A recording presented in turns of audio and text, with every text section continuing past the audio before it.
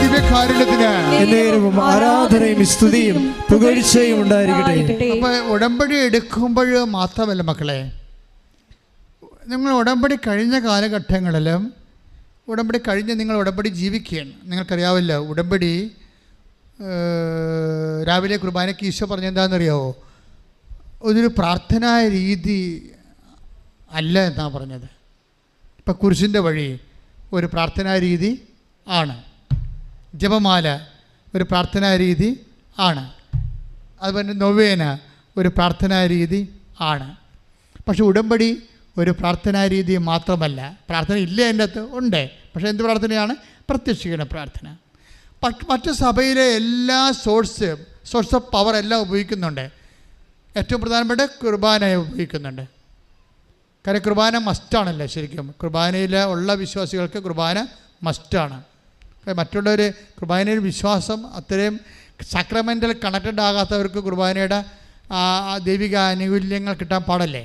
അപ്പം അതുകൊണ്ട് പിന്നെ കുർബാന ഒരു പ്രാർത്ഥനാ രീതി എന്ന രീതിയിൽ ദൈവത്തോട് സ്നേഹമുണ്ടെങ്കിൽ കുർബാന കൂടുതൽ തെറ്റില്ല, പക്ഷേ കുർബാന സ്വീകരിക്കാൻ പറ്റത്തില്ല. പക്ഷേ ഉടമ്പടി അങ്ങനെയല്ല. ഉടമ്പടി എനിബഡി ക്യാൻ റിസീവ് ഇറ്റ്.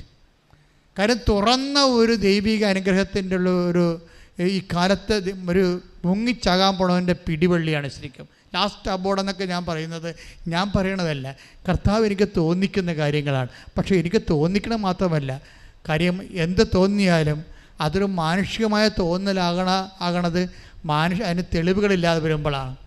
പക്ഷെ മനുഷ്യൻ പിറ്റേ ദിവസം സാക്ഷ്യം പറയും, അപ്പോൾ ദൈവികമായ തോന്നലാണത്. മാനുഷികമായ തോന്നലാണെങ്കിലും ആയിട്ട് പറയുമ്പോഴും പിറ്റേ ദിവസം അതിനെക്കുറിച്ച് സാക്ഷ്യം പറയും. ഇപ്പം നമ്മൾ കേട്ട വചനം, എന്ത് വചനം കേട്ടത്? റോമ 4:5 എന്താ പറഞ്ഞത്? കഷ്ടത സഹനശീലവും. സഹനശീലം എന്താ പറയണത്? ആത്മധൈര്യം. സഹനശീലവും ആത്മധൈര്യം നൽകും. ആത്മധൈര്യം എന്താ നൽകണത്? പ്രത്യാശ. ഇപ്പം കഴിഞ്ഞ ദിവസങ്ങളിൽ ഒരു സാക്ഷ്യം ഉണ്ടായി, നല്ല സാക്ഷ്യമാണ്.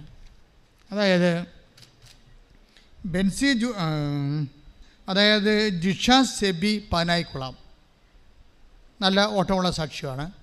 ജിഷ സെബി പാനായിക്കുളം, എറണാകുളം ജില്ലയാണ്. അവരുടെ പ്രശ്നം എന്താണെന്ന് നിങ്ങൾ നോക്കിയേ. ഇപ്പം നമ്മളുടെ വചനം ഏതാണ്? റോമ 5:4. റോമ 5:5 അല്ലേ? എന്താണ് വചനം? കഷ്ടത സഹനശീലവും. പിന്നെന്താണ്? സഹനശീലം ആത്മധൈര്യവും. ആത്മധൈര്യമാണല്ലോ നമ്മുടെ വിഷയം. ആത്മധൈര്യം എന്തിനാണ്? അതായത് ഐസയ 11:4 അനുസരിച്ച് 11:2 അനുസരിച്ചുകൊണ്ട് പരിശുദ്ധാത്മ ദാനങ്ങളൊന്ന് ദൈവശക്തിയാണ്. ശക്തിയുടെ പ്രയോഗപരതയിലാണ് നമ്മൾക്ക് ആത്മധൈര്യമായിട്ട് ഫീൽ ചെയ്യണത്. പക്ഷേ ഈ ഫീൽ ചെയ്യണത് എപ്പോഴാണ്? കഷ്ടതയിൽ ഫീൽ ചെയ്യും. പരിശുദ്ധാത്മാവിൻ്റെ പ്രശ്നം ഇതാണ്, കാറ്റ് വന്നാൽ കെട്ടുപോകത്തില്ല.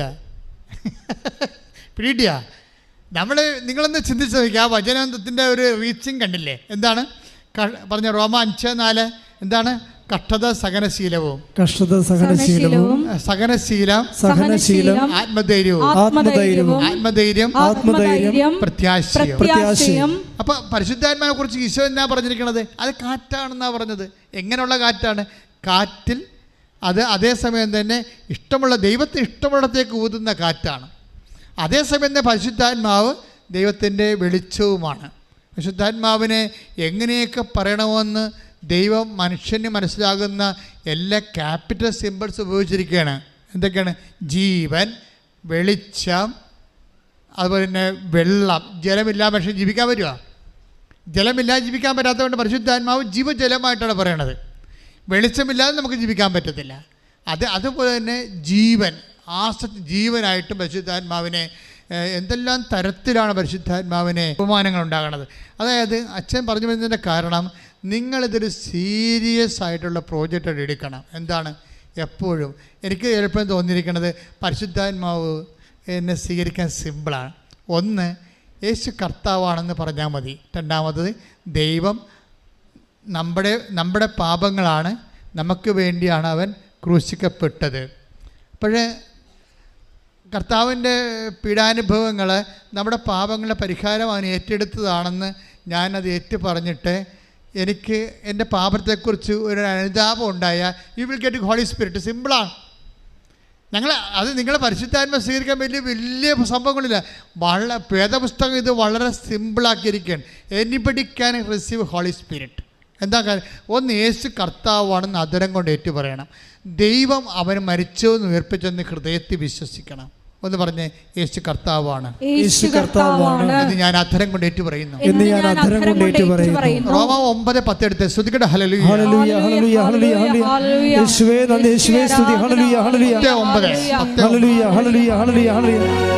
റോമ 10:9 ആകയാൽ യേശു കർത്താവാണെന്ന് അധരം കൊണ്ട് ഏറ്റുപറയുകയും ദൈവം അവനെ മരിച്ചവരിൽ നിന്ന് ഉയർപ്പിച്ചു എന്ന് ഹൃദയത്തിൽ വിശ്വസിക്കുകയും ചെയ്താൽ നീ രക്ഷ പ്രാപിക്കും. അപ്പൊ അവൻ മരിച്ചത് എന്തിനു വേണ്ടിയാണ്? പീഡ അനുഭവിച്ചത് എന്തിനാണ്? പാപങ്ങൾക്ക് പരിഹാരമാണ്. അത് പൗലോസ് അപ്പോസ്തലൻ എന്ന് വേദപുസ്തകത്തിൻ്റെ ശക്തമായ അപ്പോസ്തലിക് എക്സ്പീരിയൻസ് ആണ്. എന്താണ്?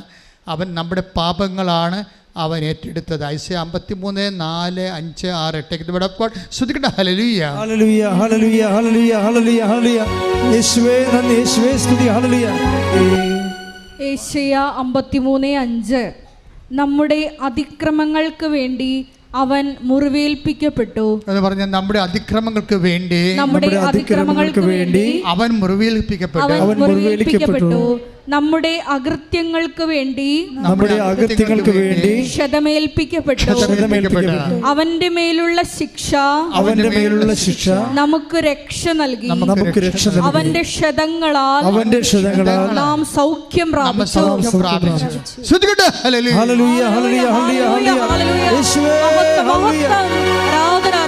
പരിശുദ്ധ പരമദിവ്യകാരുണ്യത്തിന് ആരാധനയും സ്തുതിയും പുകഴ്ചയും ഉണ്ടായിരിക്കട്ടെ. ഈ പരിശുദ്ധാത്മാവിൻ്റെ പ്രത്യേകത എന്താ മനസ്സിലായി? പരിശുദ്ധാത്മാവ് നമ്മൾ യേശുവിനെ രക്ഷകനായി എൻ്റെ പാപങ്ങൾക്ക് വേണ്ടിയാണ് ആ പരിഹാരം ചെയ്തത്.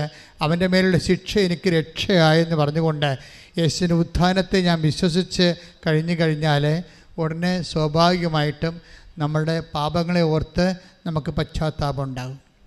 പാപങ്ങളെ ഓർത്ത് എന്ന് പശ്ചാത്താപം ഉണ്ടാകുന്നു അന്ന് ദൈവപൈതലെ അപ്പോൾ നീ യേശുവിൻ്റെ കുരിശാരോഹണത്തോടും കർത്താവിൻ്റെ പീഡാനുഭവത്തോടും നിൻ്റെ കർത്താവിൻ്റെ വീണ്ടെടുപ്പ് പ്രക്രിയയോടും കൂടി നീ ഐക്യദാർഢ്യം പ്രഖ്യാപിക്കണം. കൈയടിച്ച് കർത്താവ് പരിശുദ്ധ പരമ ദിവ്യകാരുണ്യത്തിന് ആരാധനയും സ്തുതിയും പുകഴ്ചയും ഉണ്ടായിരിക്കട്ടെ. അതുകൊണ്ടാണ് പൗലോസ് അപ്പോസ്തലൻ ഈ രക്ഷ, മനുഷ്യൻ്റെ ആത്മരക്ഷയും പരിശുദ്ധാത്മാവിൻ്റെ നിറവും ഒക്കെ അടങ്ങിയിരിക്കുന്നത് എന്തിലാണ്? യേശുക്രിസ്തുവിൻ്റെ കുരിശുമരണത്തിലാണ്. അതുകൊണ്ടാണ് അപ്പോസ്തലൻ പറയണത്. എന്തുകൊണ്ടാണ്? കുരിശുമരണത്തെക്കുറിച്ചല്ലാതെ, നിങ്ങളുടെ കൂടെ ഞാൻ ആയിരുന്നപ്പോൾ യേശുവിൻ്റെ കുരിശുമരണത്തെക്കുറിച്ചല്ലാതെ മറ്റൊന്നും അറിയേണ്ടതില്ലെന്ന് ഞാൻ കരുതിയെന്ന്. കുരിശുമരണത്തിന് അത്രയും ശക്തിയാണ്. 1 കൊരിന്ത്യൻസ് 2:2 ശ്രുതിക്കട്ടെ. ഹല്ലേലൂയ. Take the bed of God. ഹല്ലേലൂയ ഹല്ലേലൂയ ഹല്ലേലൂയ ഹല്ലേലൂയ യേശുവേ നന്ദി. ഹല്ലേലൂയ ആരാധന. Hallelujah hallelujah. 1 കൊരിന്ത്യൻസ് 2:2 നിങ്ങളുടെ ഇടയിലായിരുന്നപ്പോൾ യേശുക്രിസ്തുവിനെ കുറിച്ചല്ലാതെ അതും ക്രൂശിതനായവനെ കുറിച്ചല്ലാതെ മറ്റൊന്നിനെ കുറിച്ചും അറിയേണ്ടതില്ലെന്ന് ഞാൻ തീരുമാനിച്ചു. അതായത് ഒരു മനുഷ്യൻ അറിയേണ്ട ഏറ്റവും വലിയ കാര്യം എന്താണ്? ക്രൂശിതനായ ക്രിസ്തുവിനെ കുറിച്ചാണ്. എന്താ കാര്യം? അവൻ ക്രൂശിക്കപ്പെട്ടത് എനിക്ക് പകരക്കാരനായാണ്. അവൻ ഏറ്റെടുത്തത് എൻ്റെ പാപങ്ങളാണ്. അവൻ മൂലമാണ്, അവൻ്റെ നാമം മൂലമാണ് ഞാൻ വിടുവിക്കപ്പെട്ടത്. ദൈവപൈതലേ, നീ എന്ന് യേശു ക്രിസ്തു നിനക്ക് വേണ്ടി മരിച്ചു, നിൻ്റെ പാപങ്ങൾ നീ മരിക്കുന്നതിന് പകരം, നിത്യമായി മരിക്കുന്നതിന് വേണ്ടി മരിക്കുന്ന പകരം അവൻ മരിച്ചു. അവൻ്റെ ആ മരണത്തെ, പാപത്തെ ഏറ്റെടുത്തത് പിതാവായ ദൈവത്തെ മഹത്വപ്പെടുത്തി ദൈവം അവനെ ഉയർത്തെഴുന്നേൽപ്പിച്ചു വന്ന് അത് നിനക്ക് വേണ്ടിയാണെന്ന് നീ വിശ്വസിച്ചാൽ യു വിൽ ബി സേവ്ഡ്. നീ വീണ്ടെടുക്കപ്പെട്ട വ്യക്തിയാകും. ശ്രുതികട. ഹല്ലേലൂയ പരിശുദ്ധ പരമ ദിവ്യകാരുണ്യത്തിന് ആരാധനയും സ്തുതിയും പുകഴ്ചയും ഉണ്ടായിരിക്കട്ടെ. എൻ്റെ ദൈവഭക്തലേ, നീ ഇപ്പോൾ ഒരു ചെളിക്കുണ്ടിൽ കിടക്കണമെന്ന് വിചാരിച്ചോ? നീ എന്തോ നിനക്ക് ആവശ്യമുള്ള എന്തോ എടുക്കാൻ വേണ്ടി പരക്കം പാഞ്ഞ് പോയി നീ ഒരു കിണറ്റിൽ വീണെന്ന് വിചാരിച്ചോ? ഒരു പൊട്ടക്കിണറ്റിൽ വീണാ? അപ്പോൾ നിനക്ക് അവിടെ നിന്ന് രക്ഷപ്പെടാൻ പറ്റണില്ല. നിന്നെ രക്ഷിക്കാൻ വന്ന ആൾ നിന്നെ രക്ഷപ്പെടുത്തിയപ്പോൾ അയാളുടെ കൈയും കാലും മുഴുവൻ മുറിഞ്ഞ് ചോര വാർന്ന് പരിക്ഷീണനായിപ്പോയി. അയാളുടെ ചോരപ്പാട് കണ്ടാൽ നിനക്ക് എന്ത് തോന്നും? ഞാനിങ്ങനെ ഒരു കുരത കാണിച്ച് ചാടിയത് കൊണ്ടല്ലേ ഈ മനുഷ്യൻ ഇത്രയും കഷ്ടപ്പെട്ട് ചോര വാർത്ത് പോയത്.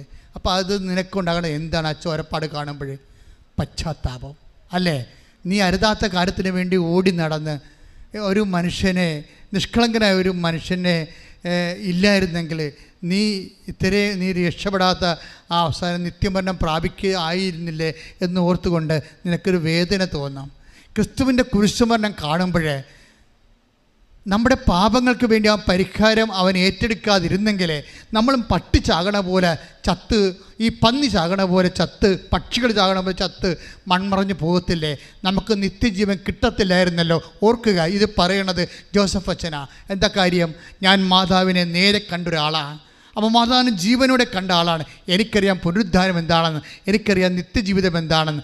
എന്ന് വെച്ചാൽ എൻ്റെ ദൈവപൈതലെ, എനിക്കും നിനക്കും നിത്യജീവൻ ലഭിക്കുന്നതിന് വേണ്ടി എൻ്റെ പാപങ്ങളെ സ്വന്തമായിട്ട് ഏറ്റെടുത്തുകൊണ്ട് ഒരു മുൾക്കിരീടമായി തിരുവിലാവിലും മുറിവായി മുൾക്കിരീടമായി കരച്ചടങ്ങ് ആണിപ്പെടുത്തായി സർവാംഗം മുറിവായി അവൻ്റെ മുതുകിലാണ് ശത്രുക്കൾ ഉഴുതുമറിച്ചതെന്ന് പറയുമ്പോൾ അവനെ കാണുമ്പോൾ നമ്മൾക്ക് എന്താണ് തോന്നേണ്ടത്? അവൻ്റെ പീഡാനുഭവം കാണുമ്പോൾ നമുക്ക് എന്താണ് തോന്നുന്നത്? ഈ മനുഷ്യനെ കണ്ടാൽ അവൻ മനുഷ്യനാണെന്ന് പോലും തോന്നത്തില്ലെന്ന് ഐസക്ക് തോന്നിയെങ്കിൽ നമുക്കെന്താണ് തോന്നേണ്ടത്? പശ്ചാത്താപമില്ലേ? ആ പശ്ചാത്താപത്തിന് ദൈവം നൽകുന്ന മറുപടിയാണ് പരിശുദ്ധാത്മാവ്. സ്തുതിക്കട്ടെ. ഹല്ലേലൂയ, ഹല്ലേലൂയ, ഹല്ലേലൂയ, ഹല്ലേലൂയ, ഹല്ലേലൂയ. യേശുവേ നന്ദി. ഹല്ലേലൂയ, ഹല്ലേലൂയ, ഹല്ലേലൂയ. ആരാധന. ഹല്ലേലൂയ.